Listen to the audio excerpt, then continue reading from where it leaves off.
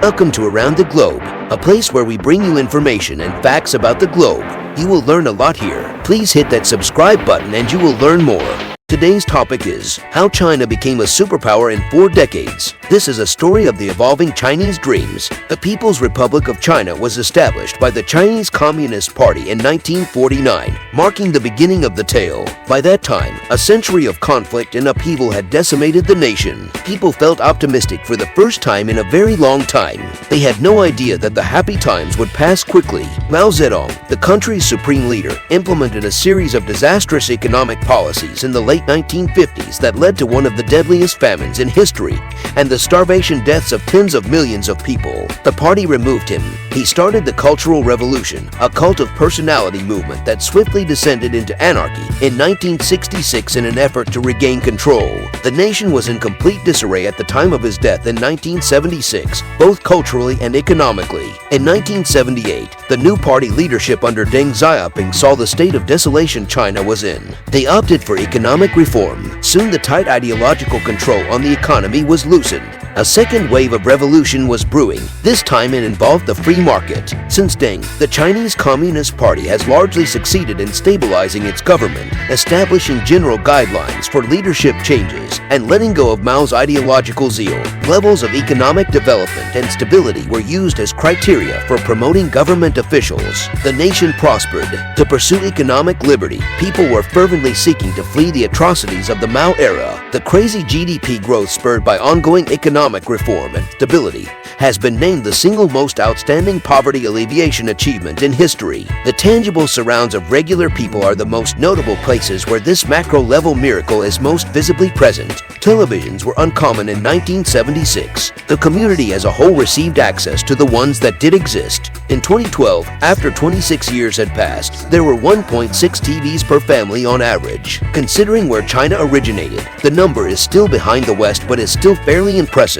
The physical surroundings of people underwent a significant alteration. It has a science fiction vibe. Megacities appeared out of thin air to emerge from arid emptiness. In 1987, a picture was taken from Shanghai's Bund gazing across the Lujiazui neighborhood. A Reuters photographer replicated the image 26 years later. A comparable example is Shenzhen, possibly China's most prosperous special economic zone.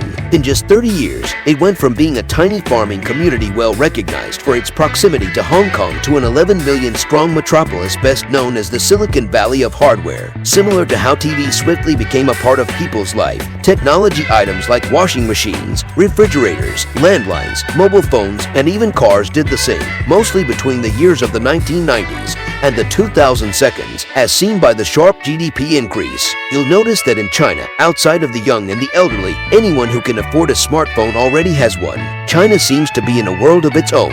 China has anywhere from 6 to 20 cities that are larger than New York, depending on the urban area that was assessed. Chinese cities will continue to grow in size as urbanization progresses. Governments at all levels have been constructing infrastructure at dizzying speeds to support these expanding megacities. Currently, China has the longest highway network and the longest high-speed rail network, with 24 subway systems, the most in the world. The startling part is that this is only the beginning.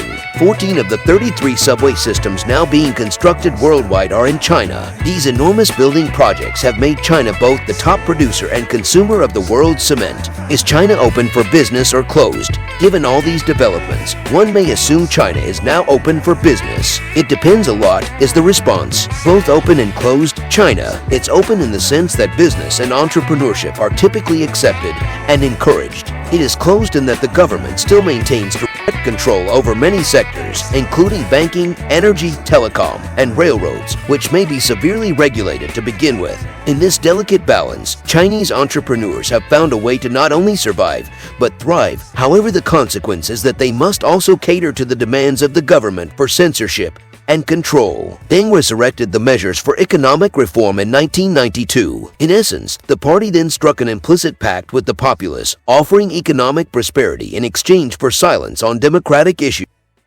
The people kept themselves busy trying to become wealthy, and the government encouraged growth at all costs over the course of the following 27 years. This is the story of China. Miraculous transformations have taken place at an unprecedented speed and mind-bending scale. Thank you for watching this video produced by the clever producer Mr. Wonderful.